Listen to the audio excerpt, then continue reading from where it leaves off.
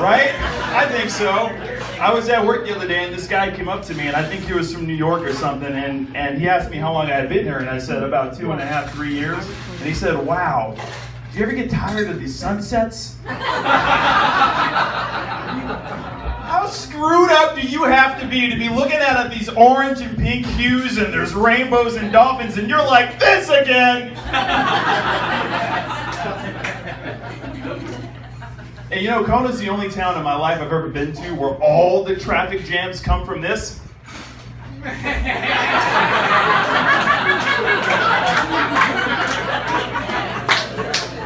Oh my God.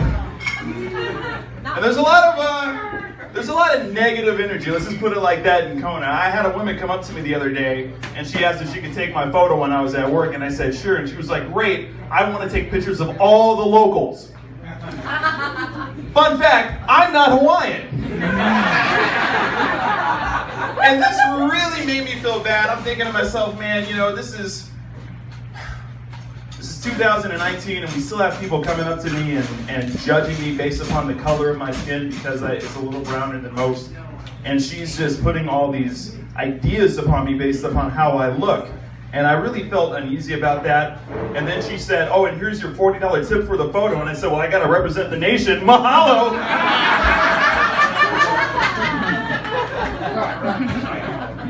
And you know, I'm not Hawaiian, but I do live in Kona. So technically, that does make me 3/4 broke and 1/4 naive. It's expensive! And it's not that I make bad money. You know, I work at a restaurant, so I make pretty decent money, but I feel like I have to subliminally put messages into my customers' heads when I go to a table.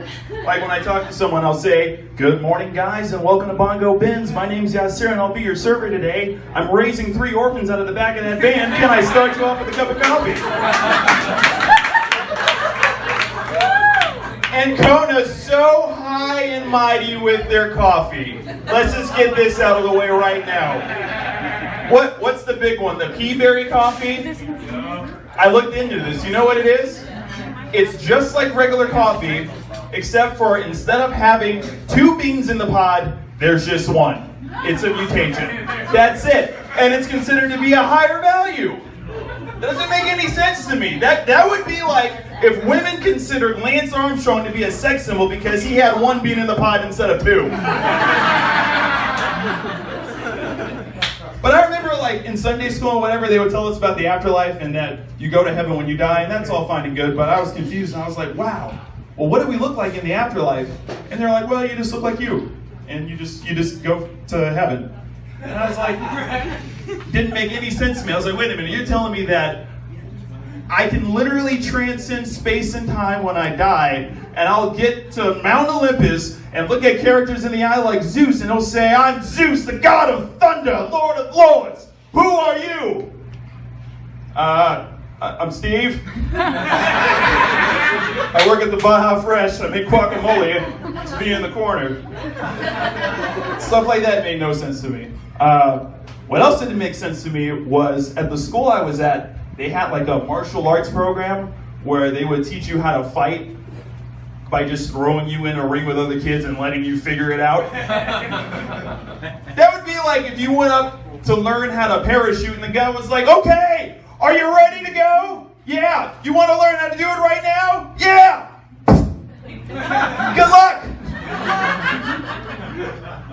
And me as a kid, I'm a little crazy, not like Charlie Sheen crazy, but like, I don't know, like Christopher Robin, what do you want to do today, Winnie the Pooh crazy? So I'm always thinking about things. That's what I'm trying to say. And I'm thinking like, okay, yeah, karate, this is great. I don't have a mouth guard. I need a mouth guard. Let's do a mouth guard. So as soon as I raise my hand to get a mouth guard, the sensei says, who wants to fight my son? And you know what? I did learn a lot. I did learn a lot from finding his son. I learned how to cower.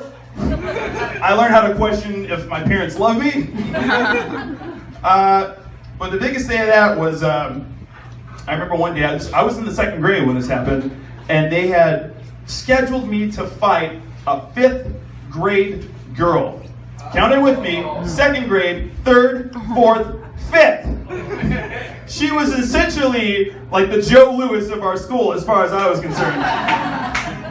And I knew the odds were against me. I had lost every single fight up until this point. But I remember the determination in my mind. And I remember it as clear as it was yesterday. I looked at this girl and I said, I am not gonna lose a fight to a girl. So I squatted down real low. And I started packing my gym bag and I said, let's get the hell out of here. And the next day everyone came up to me and were like, what happened to you in that fight yesterday? I was like, bro, I'm not gonna fight a girl. Wouldn't be fair. And that's when I learned that I would be a fantastic politician.